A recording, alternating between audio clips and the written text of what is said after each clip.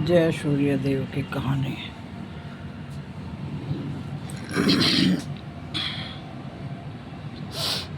एक गांव में एक रामू अपने परिवार के साथ रहता था। वह खेती भी करता था, लेकिन फिर भी अपने परिवार की गुजर बसर नहीं कर पाता था और वह रोज़ सुबह जल्दी उठ के सूर्य देवता को जल देता था। उसके बाद ही वह अन्न ग्रहण करता था। एक दिन उसके खेत में सूखा पड़ गया और गांव वाले कहने लगे, भाई क्या हुआ तेरी पूजा पाठ का, तेरे सूर्य देवता कहाँ रह गए। तो वह मायूस नहीं हुआ और वह अपने खेत में बैठकर रोने लगा कि हे सूर्य देव, मेरी पूजा में क्या कमी रह गई, मेरे खेत सूख गए हैं और मैं परेशान हो गया हूँ। तो वह रोता हुआ अपने घर चला गया। तो उसकी पत्नी ने उसे ढाढ़स बंधाकर बोला कि स्वामी, तुम परेशान मत हो, सूर्य देव कुछ ना कुछ चमत्कार जरूर करेंगे।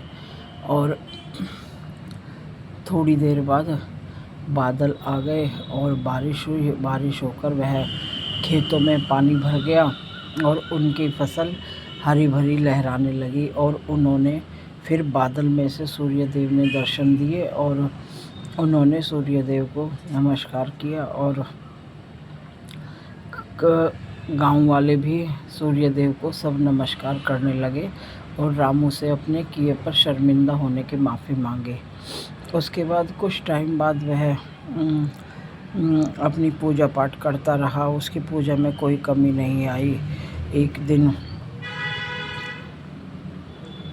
फसल थोड़ा, एक साहूकार था, उसने जो अच्छी फसल हुई उसमें से ज़्यादा उसने गेहूँ ले लिया और उन्हें कम दिया। तब वह सूर्यदेव कहने लगे, वो रामू कहने लगे कि हे भगवान, मेरे साथ न्याय करना, ये साहूकार बहुत बेईमान है और यह ऐसे ही लोगों को परेशान करता है।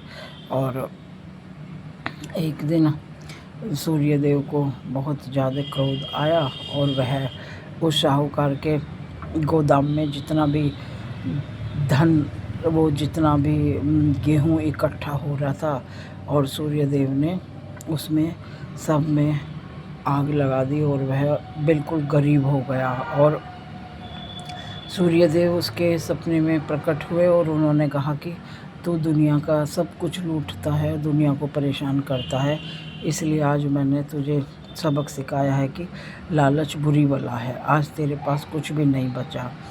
अगले दिन साहूकार उठा और उसने रात के सपने के बारे में अपनी घरवाली को बताया।